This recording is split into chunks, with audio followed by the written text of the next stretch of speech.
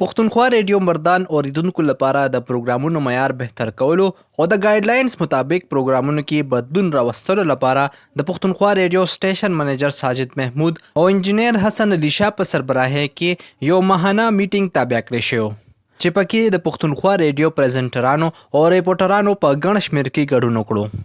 په دغه موقع سټیشن منیجر ساجد محمود پروګرامونو په اړه د پریزنټرانو د کاوشونو ستاینه وکړه او ریډیو کې درپیش مسایلو په حواله سره تفصیلي خبرې وکړې. میټینګ کې د پښتونخوا ریډیو پریزنټرانو هم د مختلفو مسایلو حواله سره خپل خیالاتو اظهار وکړو. پروګرامونو بهترۍ په لړ کې خپل تجاویز وړاندې کړل. د میټینګ حواله سره پښتونخوا ریډیو سره خپل خبرو کې پریزنټرانو وویل نن چې پښتونخوا ریډیو مردان کم چې 92.6 یا 92.6 اف ام باندې دلته هغه د اوریدل کیږي د هغوی کم سټیشن منیجر ساجد محمود صاحب دلته د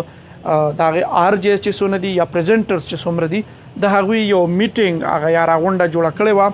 پای کې د مختلف د پریزنټر لخوا او د انتظامی لخوا تجاویز رال چې د پښتونخوا ریډیو مردان د خپل اوریدونکو لپاره به د کې نور پروګرامونه څنګه بهتري راوستل کیږي او دغه پریزنټر با چې کوم بهترین معلومات یا د انټرټینمنت حواله سره چې کوم سجیشنو هغه راغون شو او امید دی چې د میټینګ نه پس زموږ د پښتونخوا ریډیو مردان چې دلته کوم پریزنټرز دي اب خپل اوریدونکو ته خو پروګرام هم راوړي او نور خو کوم معلومات چې دي هغه به هم رسي. زم دا یو ډیر ښه عمل دی ځکه چې دې سره زموږ ادارې ته چې دی نوره وده ملاویږي او هغه په دې چې کوم اوریدونکي دي نو هغوی ته به یو ډیر ښه پروګرامونه چې دي نو هغوی ته ورسي. د زموږ د پښتونخوا ریډیو دا زه وایم چې یو ځانګړی یو حیثیت دا دی چې داسې اجلاسونه رابلي نو په هغې کې دا دی چې یو خو د اعاده وشي د پریزنټرز هغوی ته خپلې خامې خوبۍ چې دی نو معلومې شي او راتلونکي دپاره چې دی نو یو لایحه عمل چې دی نو هغه ترتیب شي. نو په دې هکله باندې زموږ د پښتونخوا ریډیو مردان د اوسنۍ کوم عمل چې دی دا دوړ دی. ډېره مننه. आज की मीटिंग का मकसद ये था कि यहाँ पे जितने भी प्रेजेंटर्स हैं सब ने हर एक ने अपने अपने प्रोग्राम के हवाले से बात की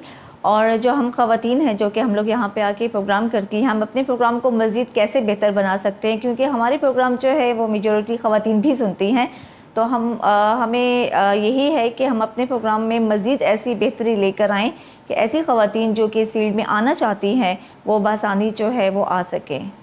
دغه رنګ د پښتونخوا ریډیو مردان سټیشن منیجر ساجد محمود د پروګرامونو او د ریډیو د کاوشونو په اړه خپل خیالاتو اظهار وکړو او ویل زمونږ نننۍ غونډه چې وا پریزنټر سره هغې کې مونږ د پروګرام د معیار د بهترۍ حوالې سره خبرې اترې وکړې. په دې کې چونکې زمونږ د کوشش وي چې پروګرامونه ښه نه ښه کړو هغې کې مزید بهتري راولو او هر وخت د اصلاح دپاره او د بهترۍ دپاره ګنجایش موجود وي